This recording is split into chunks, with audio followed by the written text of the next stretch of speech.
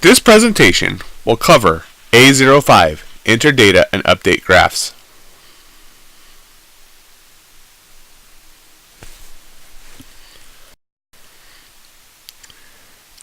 Behavior analyst and applied behavior analysis, we really like the data. So what is data? Or what are data? It records what occurred. There are several different types. As the RBT, you should know that the data you collect is part of the medical record. It must be stored. Do not throw it out. You strive to be accurate. It's a big deal for behavior analysts. It's integral to our work. Data can be plural in the sense that data can describe more than one. If I say, show me the data, I could be referring to a whole year's worth.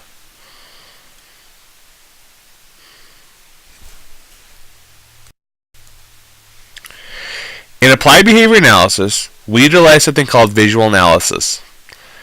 This is a graphic or visual display, such as a graph or chart.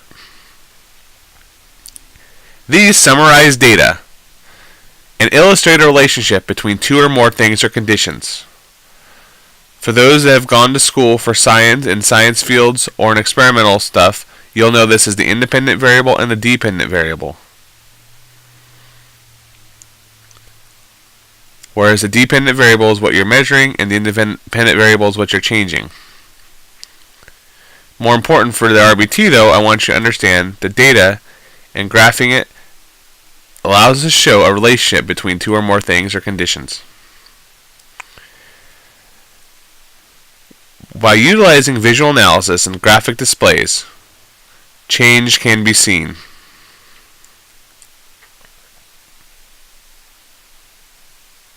Again, in applied behavior analysis, the primary method of demonstrating results is through visual analysis, being able to actually see the change presented in a graph format. This is a good way to summarize data.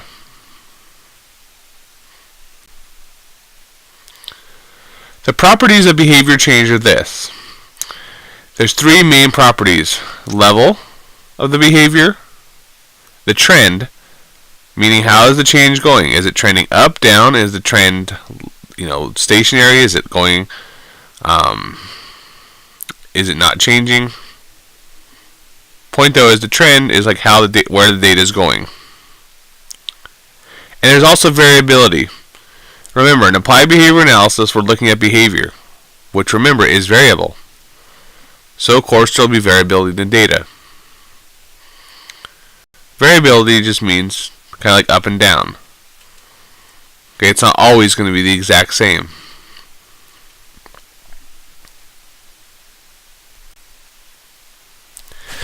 An effective graph will present data accurately, completely, and clearly, aid in the visual analysis, meaning it won't be too cluttered, and we're not going to use labels that could introduce bias or distortion.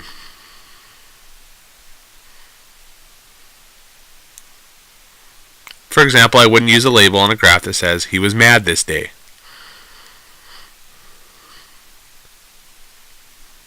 Because that would introduce bias.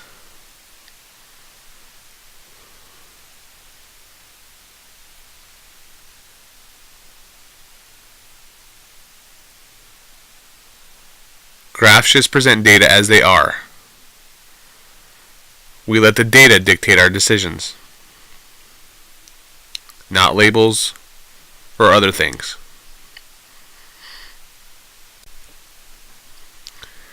ABA, first and foremost, is a science. It uses this idea of baseline logic. We look at how the behavior was before the intervention, this is known as a baseline, and compare it to intervention conditions. In a basic reversal design, we look at what the behavior does when the intervention stops. This means you can compare between two conditions. I want you to understand as an RBT it gets much more complex than this, but for this training we want you to understand this basis.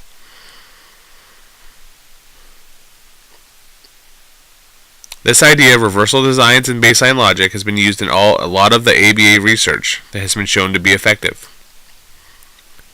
As an RBT, it is very unlikely you'll be asked to do all this stuff, as far as like doing experiments or something like a multiple baseline design or whatever. But the point is, I want you to understand what the base of it is, which is that the behavior analyst will have taken baseline data, where this is what the behavior looks like before the intervention, and then we compare it to what happens when the intervention occurs.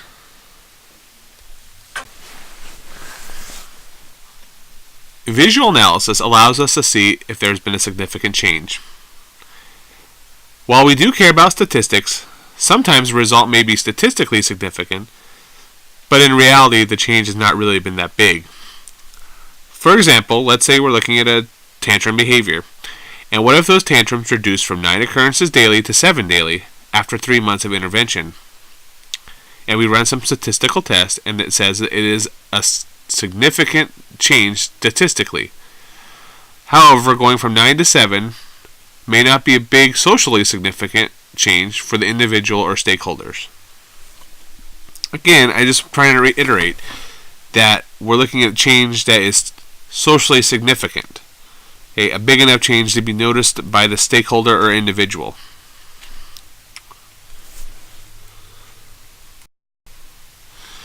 So here's an example of what baseline logic would look like. This is a very, generic example, but it illustrates the point. If you notice, in the first section where it says baseline, you see that the behavior we're looking at here is a frequency hitting per session. If you see in that first section in the baseline, over on the left side, the number's high. It's a high number that's occurring. Somewhere between 10 and 12. Then in the next section, this is where we would apply the intervention. We're looking at how the behavior looks like in intervention. As you can see, it decreases. And then we return to baseline, what's called a return to baseline, a reversal. We go back to the previous condition, which here is baseline, and you see the behavior is high again. And then we reverse back to the intervention, and it's low. Now listen, as an RBT, you're most likely not going to be doing this. But this is illustrative of baseline logic, and this is how we show experimental control. One of the hallmarks of science, being able to show control. So, when intervention is in place, the behavior is low. When it's not in place, the behavior is high. And it reverses depending on what condition we're in. This is the basis for baseline logic and how ABA shows experimental control. So what is data? Data is anything or information that we collect about something in a systematic and organized way. So if you think about report cards from when you were in school, that's a form of data. Every time you tally something, if you're counting something, that's a form of data.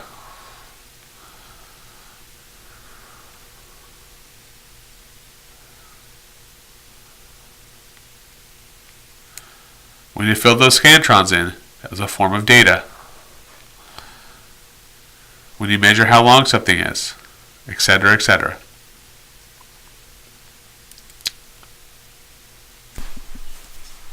As an RBT, you may be asked to do trial-by-trial data. Or no, I should say you will be asked.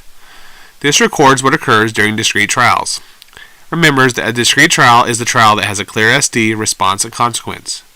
Touch head, person touches head, get reinforced. Touch head, the person yells, you either ignore it, right? Or we do a correction procedure. We'll learn more about discrete trials in a different part of this orientation. The point is, though, is that you're taking data continuously on a trial-by-trial basis.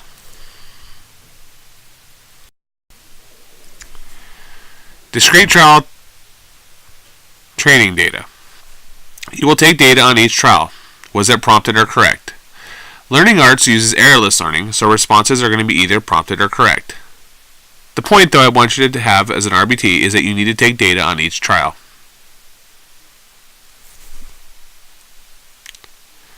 Marking it as either occurred or not occurred or prompted. And again, agency-specific here at Learning Arts, it will either be prompted or correct, or what's known as a CP, but we'll get into that later.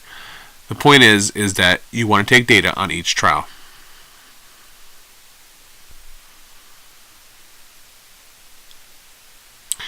A written skill acquisition plan, broadly, will have what is considered for correct responses. So, what we're going to put as a plus or having occurred. When we're taking trial-by-trial data, we can calculate percentages. We take the number of correct divided by the total number of items. So let's say that we do 7 trials and the person gets 5 trials correct. We would take the 5 that are correct divided by 7, which is the total, and we get 0.71. Then we multiply that by 100 and 71%. We would say that the person got 71% correct on those trials.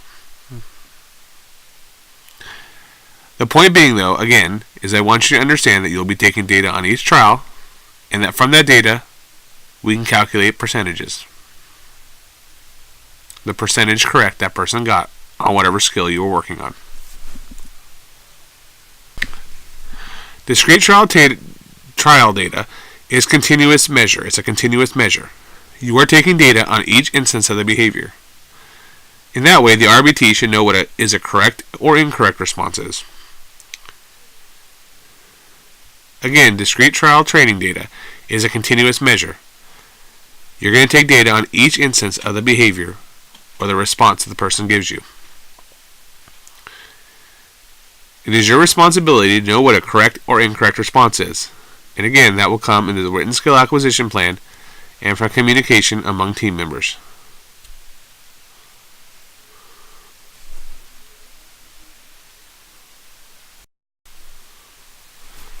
You may be asked to take behavior data. Remember, behavior data can be taken from the different dimensions of behavior, such as frequency, number of times behavior occurred, duration, how long the behavior occurred for, latency, how long between the instruction and the behavior actually occurring, and magnitude, okay, how strong the behavior is. You may be asked to take data on one or more of these dimensions.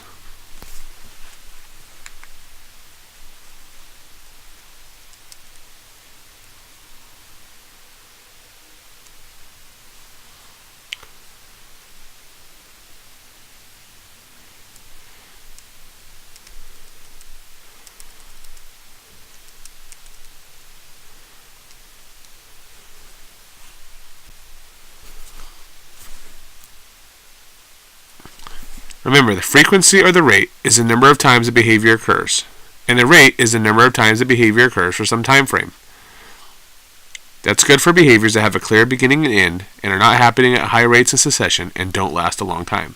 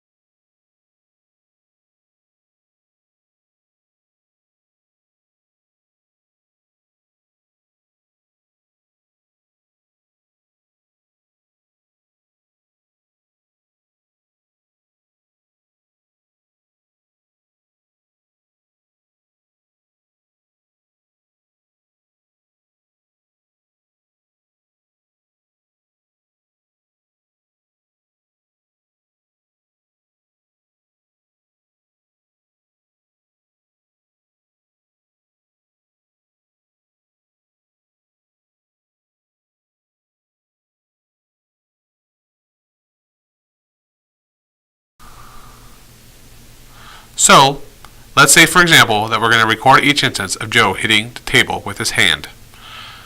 Now, another important part about frequency or rate, or whenever we're taking data on behavior, we want to have that behavior operationally defined so that we can give this data sheet with a little bit of training to someone else and they would be able to record that. So in this example, record each instance of Joe hitting the table with his hand. That's a pretty accurate measure, or a pretty accurate definition.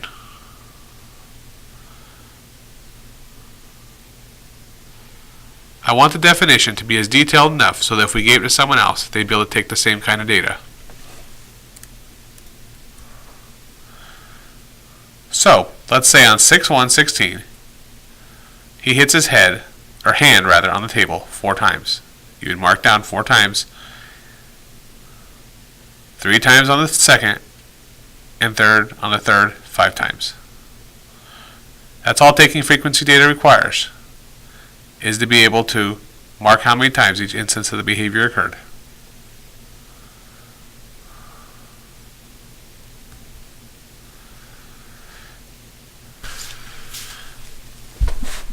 Now I do want you to be familiar with how to calculate rate from frequency.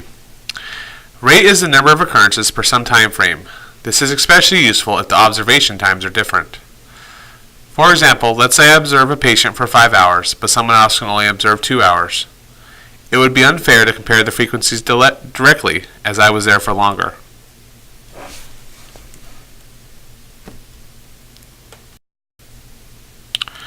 So, for example, let's say I observe a patient for 5 hours, but someone can only observe for 2 hours. Okay, rate is calculated by taking the number and dividing it by the time frame.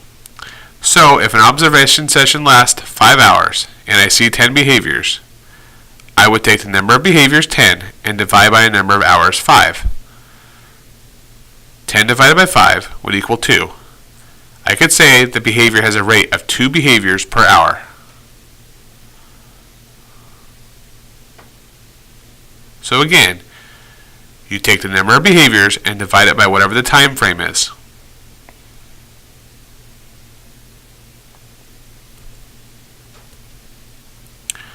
So let's do another one.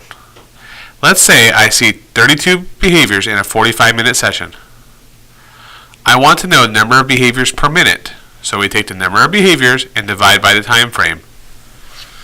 In this case, I would take 32, which is the number of behaviors, and divide it by 45, which is the number of minutes. This gives me a rate of 0.71 behaviors per minute.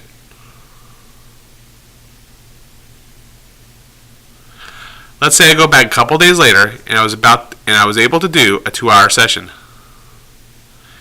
In the 2-hour session, there were 78 behaviors. What would the rate be? Well, I'm going to take the number of behaviors, 78, and I'm going to divide by the number of minutes. Now remember, this can get a little tricky, right? You want to remember to calculate the number of minutes here. So how many minutes are in 2 hours? Well, I know there's 60 minutes per hour, and there's 2, so I take 60 and multiply it by 2, which gives us 120. So make sure to be able to transfer times like that if you're doing this. So I know there's 120 minutes, so I take 78 and I divide by 120. And I get a rate of 0.65 behaviors per minute. So here you can see that even though the second day had more behaviors, the rate was actually lower. And this illustrates why rate is important to calculate sometimes. We want to make sure, if we're looking at data accurately, we want to make sure that we're comparing it in a similar manner.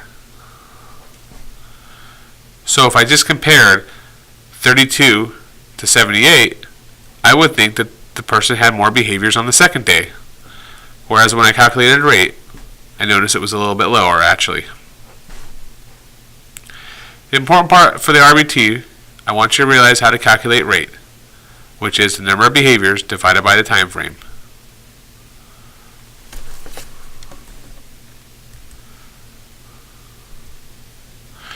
Duration. Duration is a measure of how long a behavior lasts, so you're going to need a way to measure it, such as a stopwatch or most likely a phone. It gives us the length of time of the behavior. It can be reported as individual or total. It's good for behaviors that are occurring rapidly in succession at high rate or that last a long time.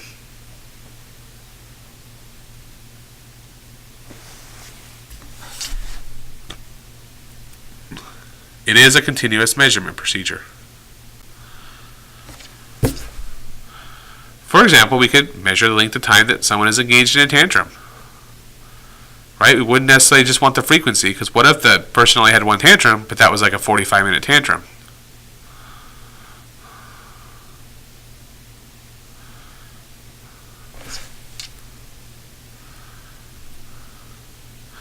We can report duration as either total per session or individual behaviors. All total per session is the duration added together for the session. So for example, if time 1 or tantrum 1 lasted 3 minutes, tantrum 2 lasted 5 minutes, and tantrum 3 lasted 2 minutes, I could say the total duration per session was 7 minutes.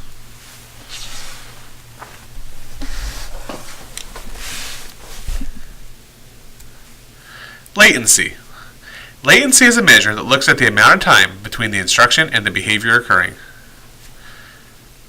We will use this when the person can do the behavior, but it takes too long to maybe start engaging in it after being asked.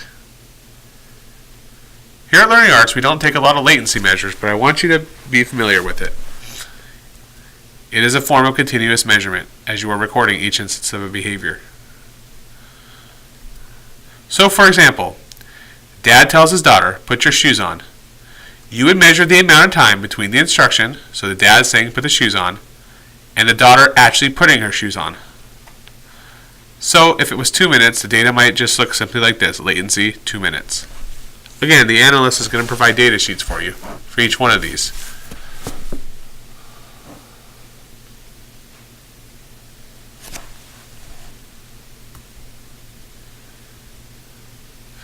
Now, magnitude or intensity. This isn't really a formal way to do continuous measurement, but it is a good way to define behavior. This is how strong the behavior is. You report, typically by narrative or writing it in, how intense the behavior is. This can be good for behaviors that can have varying intensities. Hitting objects, for example. I once worked with an individual who would hit things.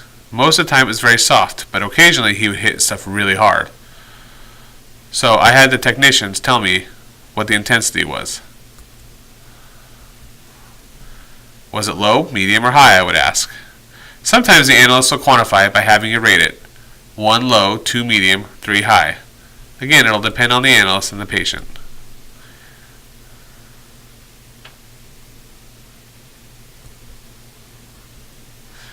Again, for continuous measurement, you are measuring continuously throughout. You're collecting data of every behavior response. Frequency or rate, remember those are synonymous. Duration, latency, and magnitude are all ways we can measure throughout the session. Be familiar for the RBT exam what each one of these are and how you might measure it. Remember, frequency, you're just measuring the number of times. Duration, you're keeping track of how long the behavior lasts. Latency, you're keeping track of how long between the instruction and the actual behavior occurring. And with magnitude, you're making a rating based on its intensity.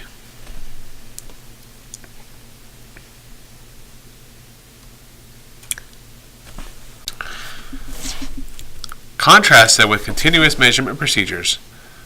Discontinuous measurement procedures means that we're going to measure samples, or not every instance of the behavior per session. There are 3 primary types of discontinuous measurement procedures: partial interval measures, whole interval measures, and momentary time sampling.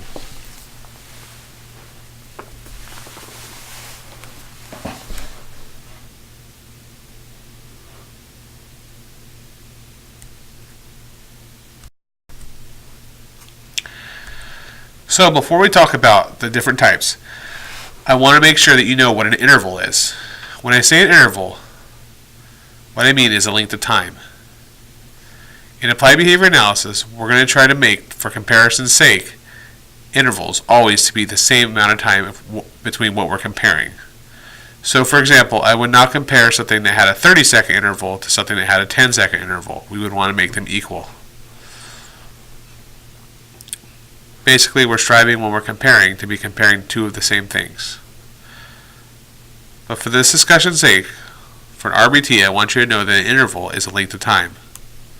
So, let's say I break a minute into 2 30-second periods. I could say each is a 30-second interval.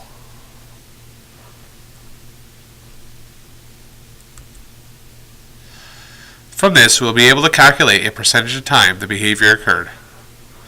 So, an example result might say something like this: the patient was in seat 55% of the time. Again, from these discontinuous measures, we'll be able to calculate a percentage of time that the behavior occurred, and we can compare across time.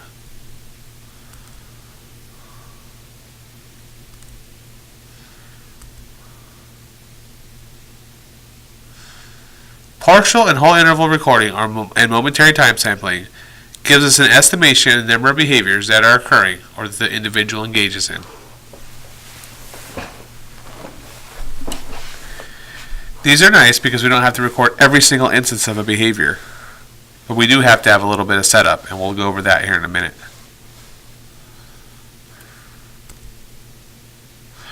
So, before we start examples, let's select our interval length. Let's say that we're going to do a 10-minute observation, and then we're going to break this into 20 intervals. Remember, we're going to make those intervals the same length. The intervals will be then 30 seconds. So we will have 20 30-second intervals.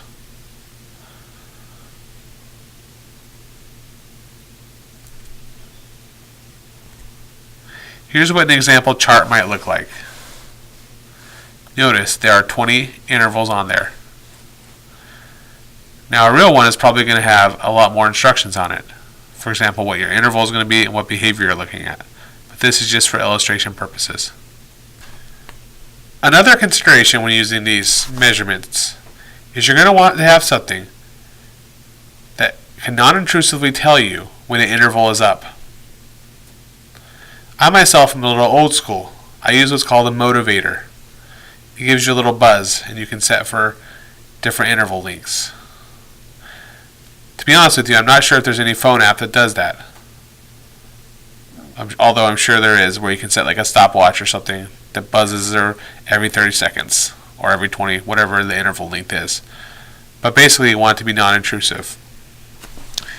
If you're simply just doing an observation, such as in a classroom, you may be able to use like the watch or the clock or something on the second hand. But that may not be quite as accurate as you might like. But basically, you're going to want to have something that can signal you when each interval is done. Another thing I like to do is to make sure that every interval is marked, whether a behavior occurred or not. Now, you'll see in the examples in a few minutes what it's going to look like. But here, this example, see that X right there? I might put that, and it helps me to keep track of what interval I'm on. So, for example, if a behavior did not occur in interval 1, I might just put the X before I move on to interval 2. So like when the buzz goes off, when I know the interval's up, I'll put an X just so I know that nothing occurred in the interval and that I'm also currently on interval 2. That's just a practice I do. You don't need to do that, but it helps to keep track of what interval you're on.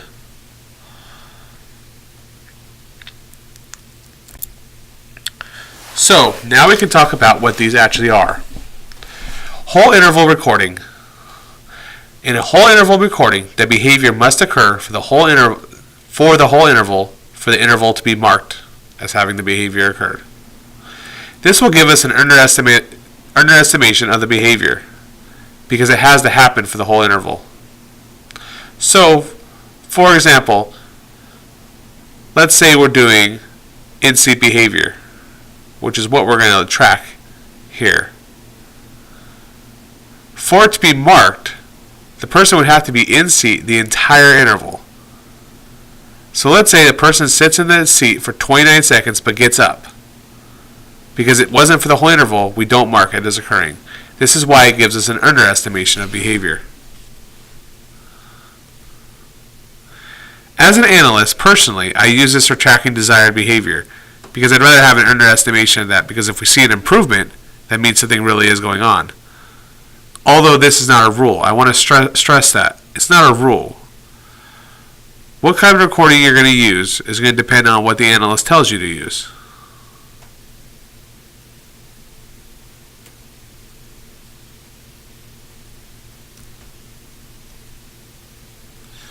So, for this example, we're going to do in-seat behavior. If you notice that on the top, there's an operational definition of what that means. JM has to be in a seat with feet on the ground.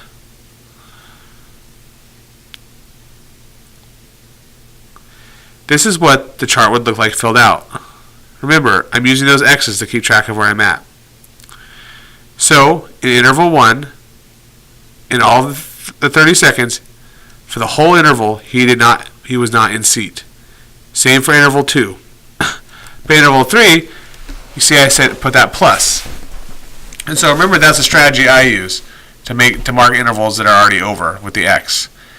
If you do that, make sure that the mark that you're doing for an interval where the actual behavior occurred looks different. So here I use a plus. So on this example chart, pluses equal the behavior occurred, X means it did not occur.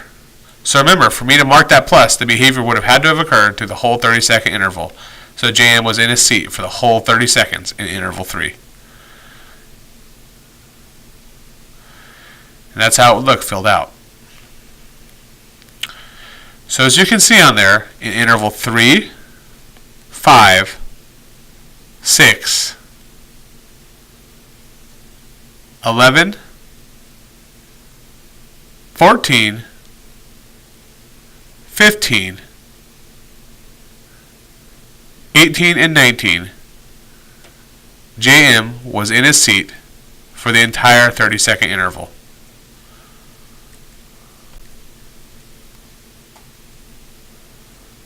From here, I can calculate a percentage of intervals. So let's do that. Percentage of intervals. We're going to take the number of intervals that it occurred in. So here, there was 8 intervals that were marked as the behavior occurring. And we're going to divide by the total number of intervals, which was 20. And we're going to multiply that by 100 to get the percentage of intervals. So we're going to take that 8, we're going to divide it by 20. This gives us an answer of 0.4. Then we're going to multiply that by 100. This gives us 40. So we can say that in 40% of intervals, the patient was in seat.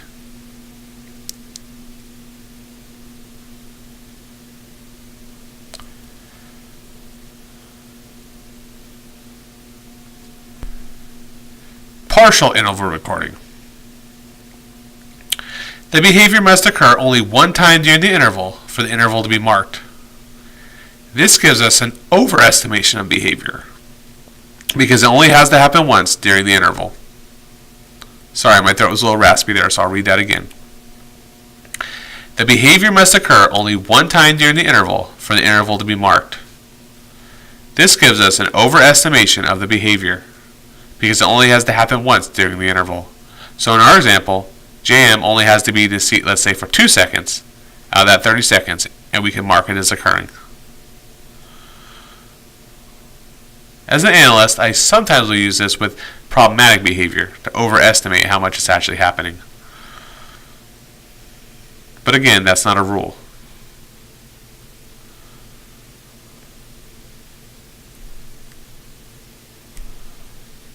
So here, I'm going to mark each instance. Don't compare this to the last graph. This is totally different. They're different chart. So, as you can see, I put the pluses and x's. Remember, the pluses are corrects, or that means the behavior occurred sometime in that interval, and the x is just me tracking what interval I'm on.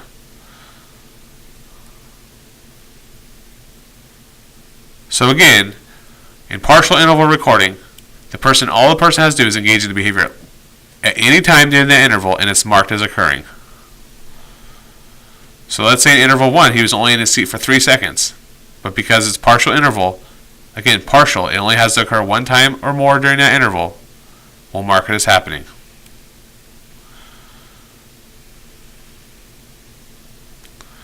Again, we can calculate a percentage of intervals. Here, there were 12 pluses. That means that in 12 of the intervals, at some point during those intervals, he was engaged in in-seat behavior. So we're going to take that number 12, divide it by 20, it gets 0.6. That times it by 100, so we can say that in 60% of intervals, that patient was in their seat.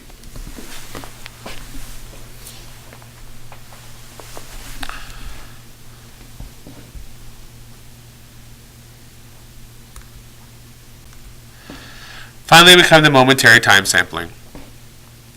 Here, the person only checks to see if the behavior is occurring at the time the interval is up. So in our example, they will be checking every 30 seconds. The signal or buzz will go off, and they will mark if the person was engaged in the behavior or not. Use the same data sheet. It is also discontinuous measurement because you're not measuring each instance of the behavior. It underestimates behavior, but momentary time sampling is good in instances when the observer is engaged elsewhere or very busy. Typically when I'm having teachers record data, this is the most popular one because they don't have time because they have a ton of other students to keep track of. So basically what I'm telling them is that, hey, like every time, like let's say a minute or 45 seconds, look up and see if the person is engaged in the behavior. They mark if they were or they don't or not.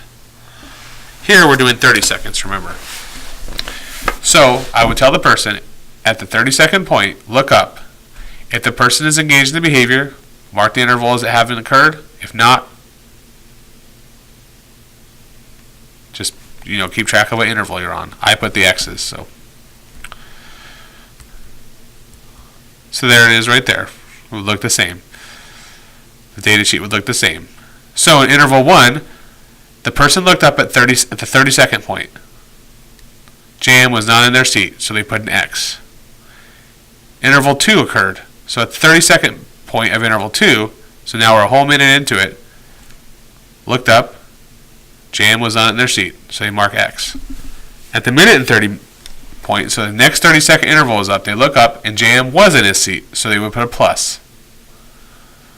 Likewise in 4, 5, and 6, the teacher looked up, or the observer looked up, and each one of those, when the interval was over, JM was in his seat. So as you can see, the person only has a 10 once that signal goes off to see if the person is engaged in the behavior.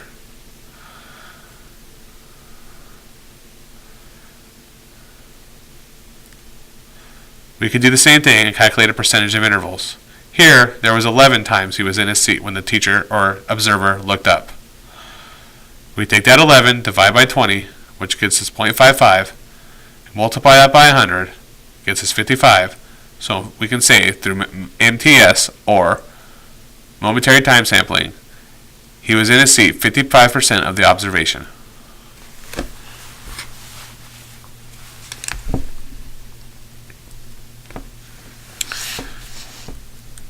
Discontinuous measurement procedures. We measure the samples of the behavior. We're not measuring every instance. Remember, like in whole interval, we're not measuring every instance of the behavior. We're just seeing if the behavior occurred at all during for the whole interval. So if it's this 30-second interval and the behavior occurred for 10 seconds and they stopped, so let's say JM got out of his seat, we no longer have to record whether he sits back down in his seat again in 5 seconds because we know that whole interval doesn't count. And in partial interval, once he sits down one time in that interval, that's the only one we have to look at. So let's say he sits down one time, stays in his seat for 5 seconds, gets up for like 10 seconds, sits back down. We're not keeping track of each instance of the behavior. We already marked that interval as occurring because it was partial interval. He already did it. In a momentary time sampling, we're only seeing at the 30-second point or whatever the point is. So in that way, we're not measuring every single instance of behavior. Again, we're estimating, or this is an estimation. We use discontinuous measurement in ABA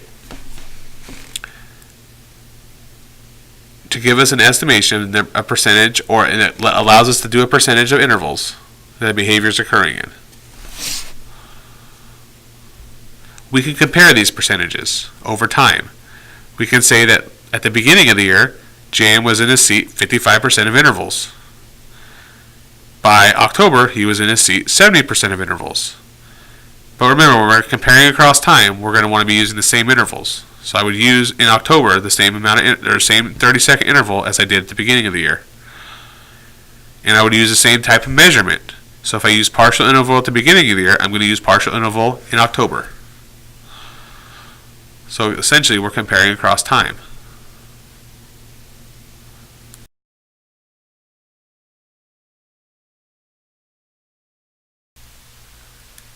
How to take ABC data. We'll be talking about how to take ABC data now. ABC data when we're taking ABC data is a direct and continuous observation. This means that we are going to be recording it directly. We are observing it. We're not relying on reports or anything. We're actually observing it.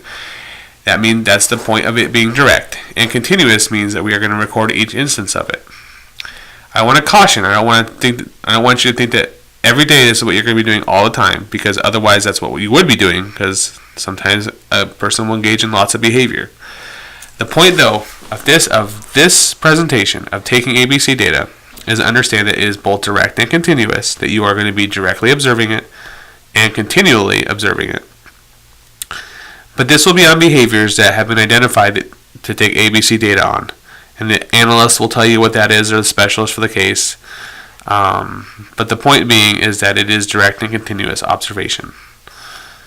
The observer, the RBT, will record in as much detail as possible what happened before, what the behavior was, and what happened afterwards. So if that looks familiar, right, that's the antecedent, behavior, and consequence.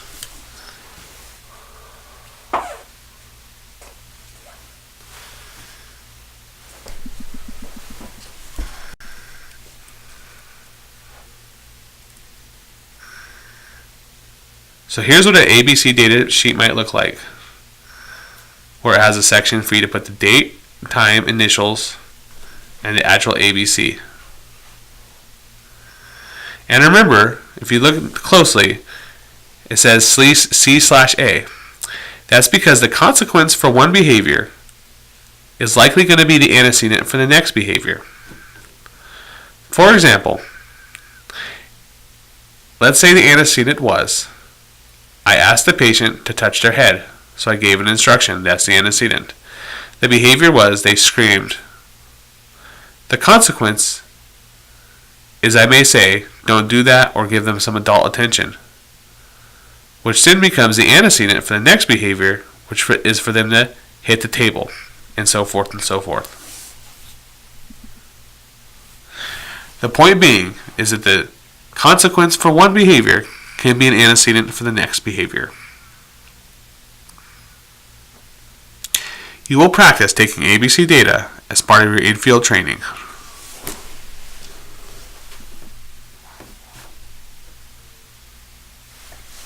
Measurable. It does not mean that we don't care about covert behaviors we can't see. It just means that we cannot intervene on them. So how to talk about the ABCs? We use observable and measurable terms. What we hear, see, taste, smell, or can touch.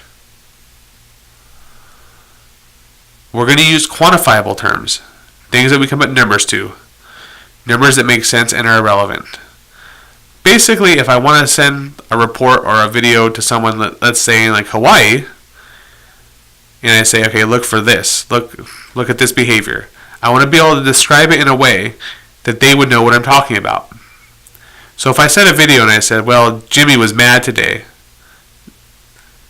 can you see how many times on this video you would think he was mad, to make sure I'm taking data right?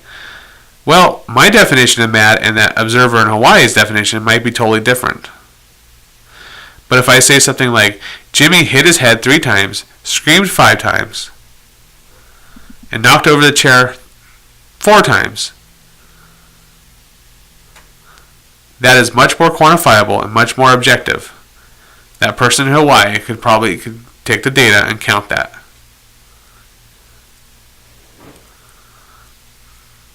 Remember, we are trying to be objective. We're going to include the facts, only the facts, not our opinion. Who, what, when, where, and how, and not why yet. Why is more, remember we talked about the functions of behavior, what the most common consequence is. When we're taking ABC data, all we're doing is reporting what happened before and after, and what happened during when we describe the behavior. So observable terms. Observable terms means that we're going to use terms that any other person would also have seen if they were there. It doesn't include observations about the person, what the person might be thinking, feeling, wanting, or dreaming about, or what their current state is. Saying someone is tired is not objective.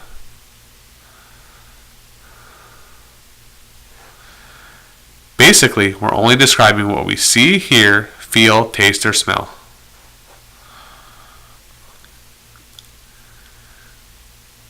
Ask yourself, can you use any of your senses to observe the covert behaviors of others? Can you look at your friend and tell me what they're thinking?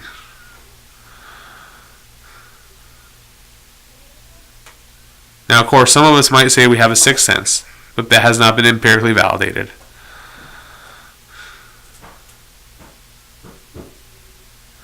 So the point is that typically we can't use any of our senses to observe the covert behavior of others.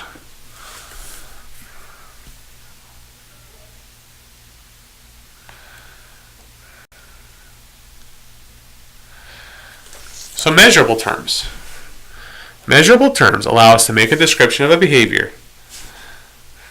Okay? To make a description of a behavior or the environment measurable, we include terms that talk about the frequency or rate of a behavior, how many times behavior happened, how many times per session a behavior happened, the duration of a behavior, how long it happened, the intensity of a behavior, the magnitude, how strong or how intense was it. Also, we might talk about latency, right? How long it took for that behavior to start from when the instruction was given. This means that a behavior analyst could quantify or put numbers to the behavior in a way that makes sense, and that they could use this measure of increases or decreases to see if what we're doing is actually working. So, it means that we can look at the numbers over time to make sure the behavior is either increasing or decreasing in the way that we want it to. If the analyst believes that something should be measured, they will tell you how they want you to measure it for that particular case.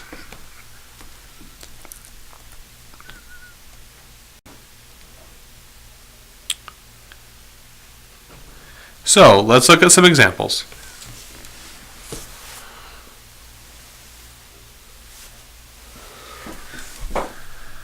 The child fell to the floor and then cried very loudly for 5 minutes. This is a good definition. It says exactly what happened. It gives us a frequency. It happened one time, right? The child fell to the floor. It gives us a magnitude, very loudly. And it gives us a duration, 5 minutes. The boy jumped up directly, 2 feet into the air, and yelled out hooray very loudly. Again, it gives us magnitude, very loudly. It says exactly what happened. He yelled out hooray, jumped up 2 feet in the air. And a frequency, one time.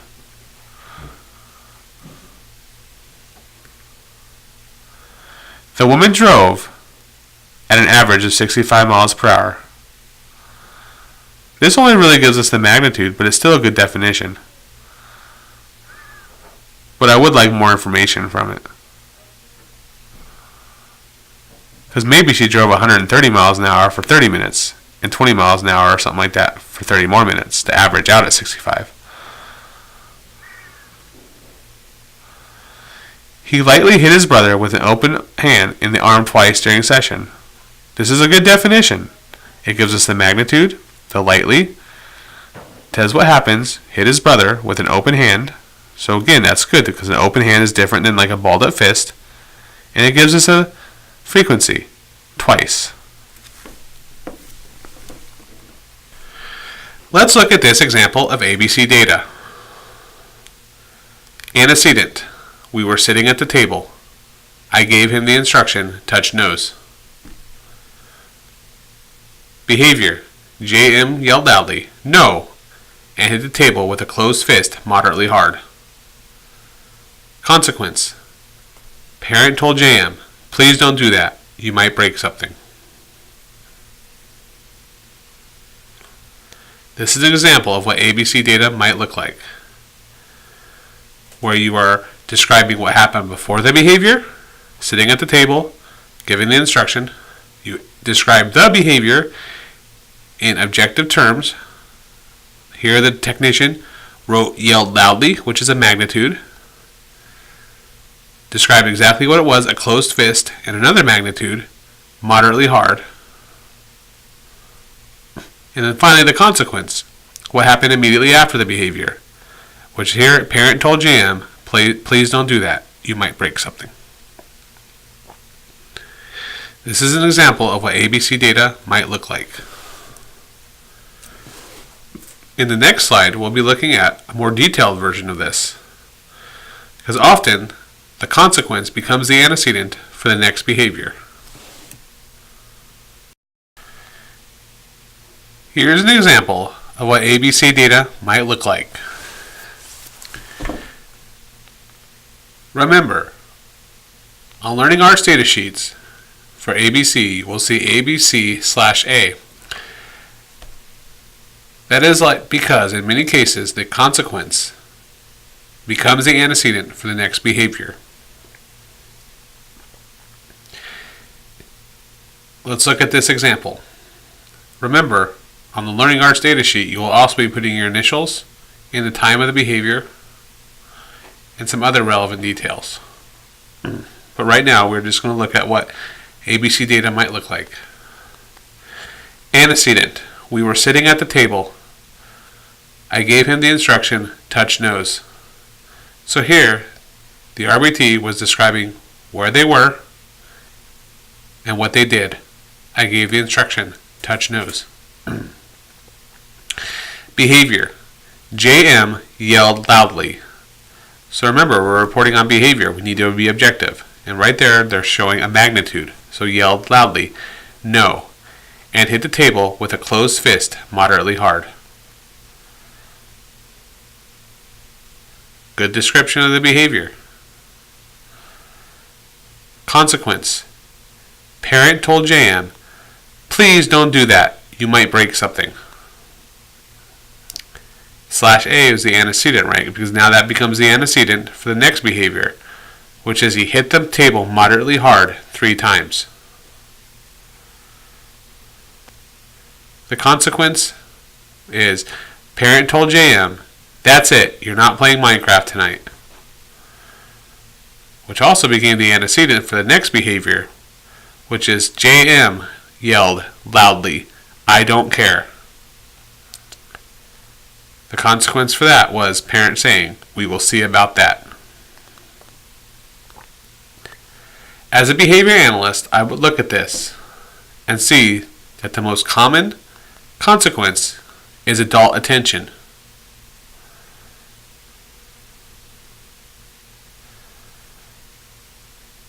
Again, as a behavior analyst, I would look to see, okay, what are the consequences that this person is getting from these behaviors?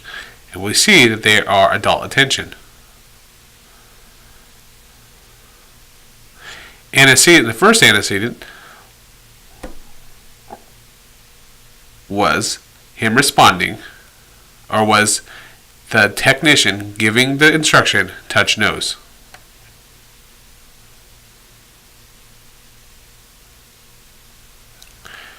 But remember, if we're looking for the function or the why of the behavior, the function of the behavior, we're going to be looking at the consequence, what it actually gets the person.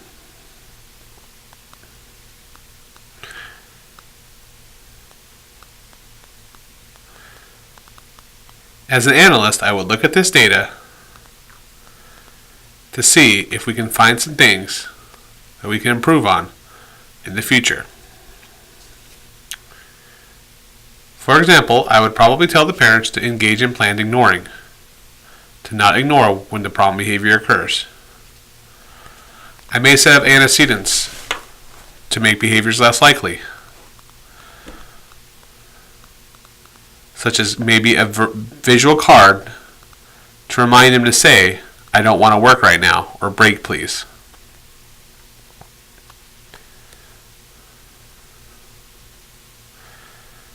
But the point for this training I want you to look at is that when we're describing ABC data, we want to do so objectively and using those measures of behavior such as magnitude, frequency, duration. Basically, we want to be objective. Remember, we want to be quantifiable and observable.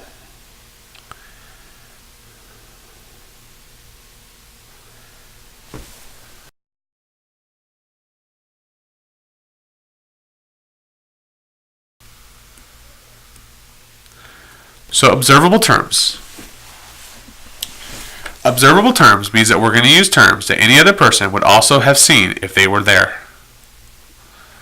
It doesn't include observations about the person, what the person might be thinking, feeling, wanting, or dreaming about, or what their current state is. Saying someone is tired is not objective.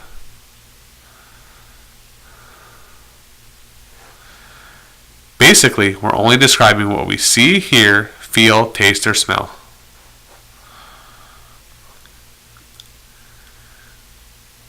Ask yourself, can you use any of your senses to observe the covert behaviors of others? Can you look at your friend and tell me what they're thinking?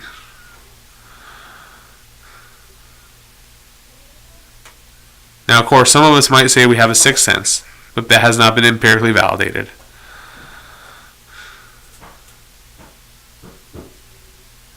So the point is that typically we can't use any of our senses to observe the covert behavior of others.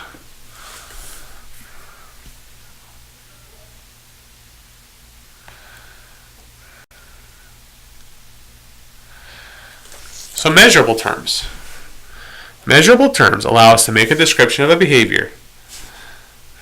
Okay? To make a description of a behavior or the environment measurable, we include terms that talk about the frequency or rate of a behavior, how many times a behavior happened, how many times per session a behavior happened, the duration of a behavior, how long it happened, the intensity of a behavior, the magnitude, how strong or how intense was it. Also, we might talk about latency, right? How long it took for that behavior to start from when the instruction was given. This means that a behavior analyst could quantify or put numbers to the behavior in a way that makes sense, and that they could use this measure of increases or decreases to see if what we're doing is actually working. So, it means that we can look at the numbers over time to make sure the behavior is either increasing or decreasing in the way that we want it to. If the analyst believes that something should be measured, they will tell you how they want you to measure it for that particular case.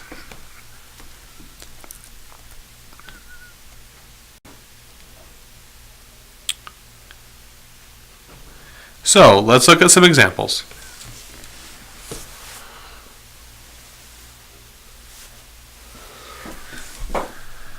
The child fell to the floor and then cried very loudly for 5 minutes. This is a good definition. It says exactly what happened. It gives us a frequency. It happened one time, right? The child fell to the floor. It gives us a magnitude, very loudly. And it gives us a duration, 5 minutes. The boy jumped up directly, 2 feet into the air, and yelled out hooray very loudly. Again, it gives us magnitude, very loudly. It says exactly what happened. Yelled out hooray, jumped up 2 feet in the air. And a frequency, one time.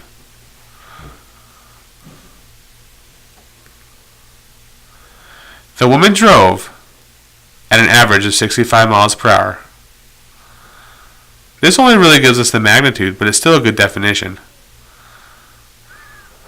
But I would like more information from it. Because maybe she drove 130 miles an hour for 30 minutes and 20 miles an hour or something like that for 30 more minutes to average out at 65. He lightly hit his brother with an open hand in the arm twice during session. This is a good definition.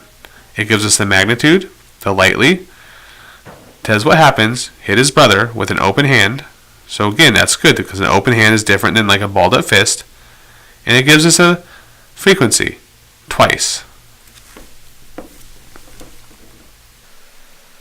So here's an example of a narrative description that is sufficient. J.S. engaged in play behavior with me for 25 minutes while outside. He threw me the ball, asked to ride a bike 2 times, and played on the slide for 10 minutes. During one-to-one programs, we worked on number identification. He got 5 out of 5 trials correct, labeling animals 4 out of 5 correct, and matching 1 out of 5 correct. J.S. worked on self-help skills, hanging clothes. He was able to do step 5 in the behavior chain with only gestural prompting. J.S. engaged in his behavior of interest, crying for at least 5 seconds at a frequency of 2 times for a total duration of 3 minutes. When asked to match a color, he cried for 90 seconds. When asked to identify 3, he cried for 30 seconds.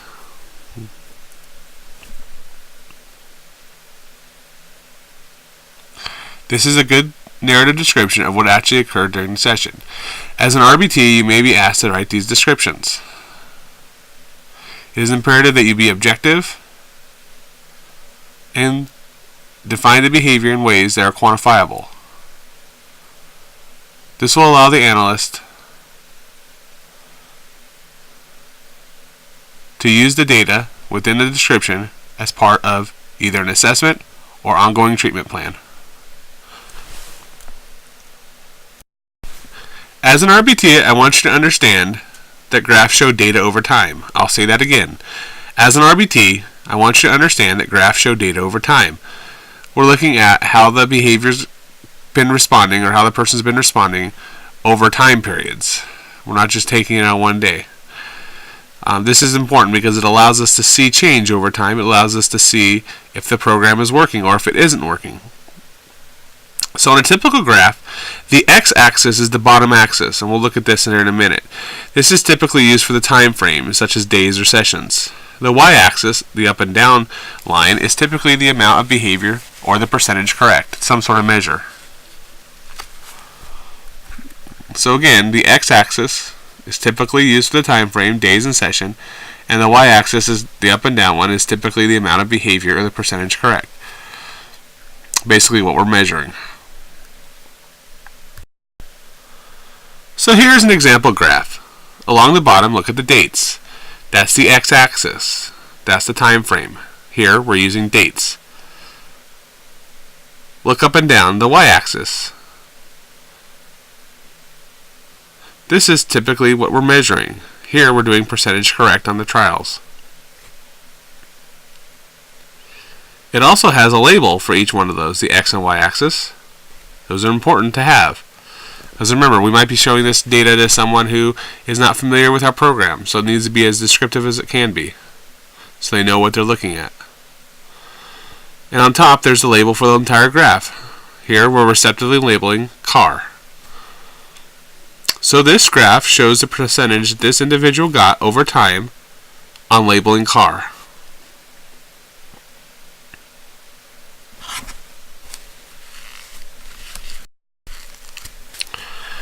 So as far as interpreting graphs are concerned, you should know what you're looking at. What is this graph representing? So, again, I want to say that when you are interpreting graphs as an RBT, know what you're looking at. What is the actual target item? For example, if you're looking at skill acquisition, we want the data line to be going up. We want that trend to be going up because we want it to be increasing. But if we are looking at the reduction of behavior, we want to see it going down. So I want to make that very clear. Most of the time, the trend is going to be going up when we're looking at actual skill acquisition, what we're teaching. And the trend we want to see it going down if we're looking at the reduction of behavior.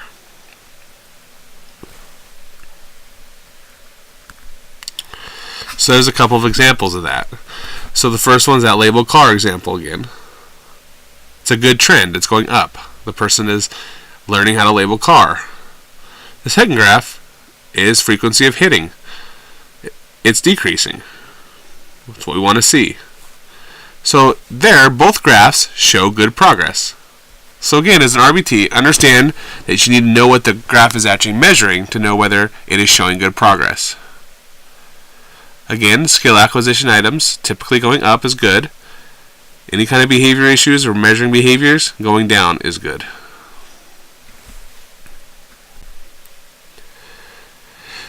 Graphing also and data and visual analysis allows us to know when to make modification. So here's a graph showing the frequency for asking for help. As you can see, the progress is not increasing. In fact, it's going down a little. This would tell us that we need to modify something. That's why we all work as a team. This is why data collection is so important. So we can look at this stuff and say, hey, look, this isn't going the way we want it to. Now we need to change it. In that way, right, ABA is kind of self-correcting. At least this applied part of it. We want to make sure that person's improving. As a behavior analyst, I always, give the patient the benefit of the doubt that they can do this stuff. Occasionally, there may be a medical or physical issue where it may block them from doing skills, but for the most part, I think that most of the individual patients we work with can engage in the skills that we're targeting. So, in that regard, I look for ways that we can get it better, get those responses better. So the RBT and graphing. Typically, you would not be doing graphing, but you should get the idea behind it. And when I say you're not doing graphing, it's not like you're sitting there in front of an Excel sheet entering all this data. But you should know the idea behind it. Graphs come from data sets. Okay, again, I'll say that again. When I get data sets, that's when I can graph stuff. So look at this data set. It's a percent correct on the match to sample skill. 6-1-16, the patient got 40%. 6-3-16, 40%. 6-4-16, 80%. 6-7, 60%. 6-10, 80%. And 6-12, 100%. So I get that graph. I get those data. And remember, data is plural. It can be plural. It can be more than one. So how would I set that graph up? So let's say you get those numbers. First you would draw out the two axes, the x and y. Remember, the x is the bottom and y is the up and down one. So again, remember, x is the bottom and y is the up and down one. If you recall, that time frame goes on the x-axis. This is where we're going to put the dates. So again, the dates are going to go along that x-axis, the one on the bottom. Next is the y-axis. Here we're looking at percentage. So let's go from 0 to 100 in intervals of 20. So it means 0%, 20%, 40%, and so forth. 0% is typically going to be at the bottom. I usually don't label it because it's kind of implied, but in regards, it can be put there. There's no rule against it. So here we have an x-axis set up with the dates and the y-axis set up with the percentages correct. Now we need to make sure that we label these axes. So here's the dates on the bottom and the percentage correct on the y-axis.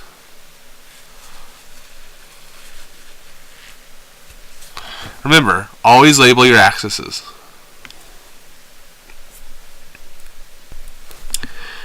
Now we need to label our graph. We label what the data represents.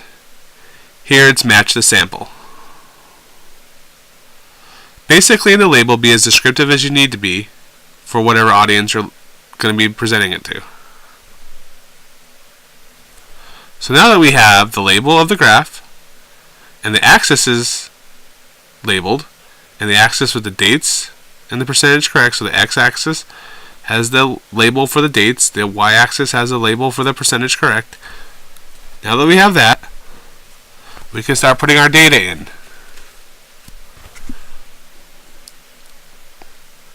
We put the marks where they go. So for example, that first data point, 6-1-16, is 40%, so you put that above the 6-1, and so forth and so forth. The data point should go above the date that it represents.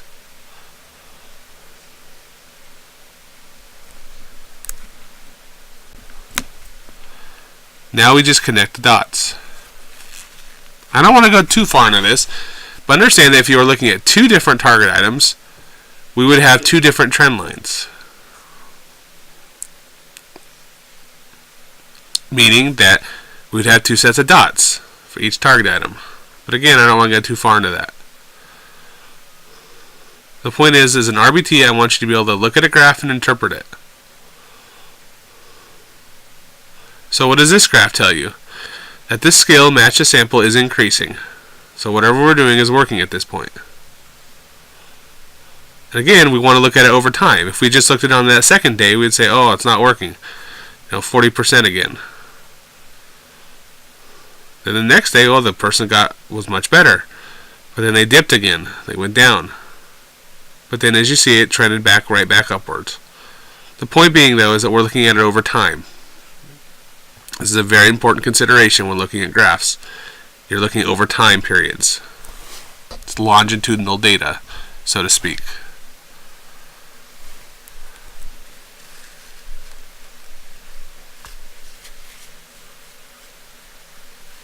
So this data we could present to parents or present to other stakeholders, and they could see, hey, look, this person's actually getting better here. It's one of the benefits of visual analysis, so we can just be able to share it without too much having to explain or anything. It's a hallmark of applied behavior analysis.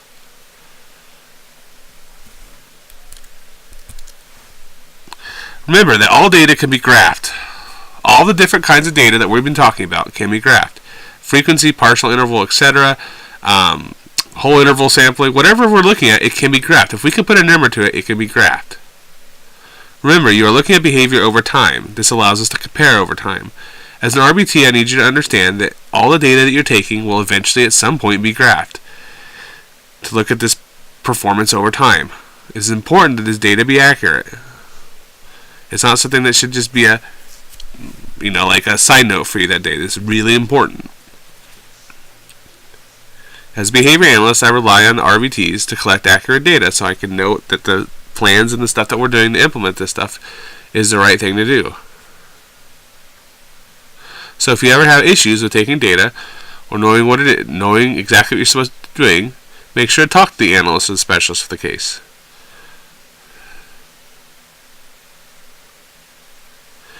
Taking data can be time consuming. I totally understand that. I get it, especially when you're making good progress with that child. You want to keep going. But it's important to have that program, have that data reflect appropriately. So that was data collection in a nutshell. Thank you very much. And have fun collecting data.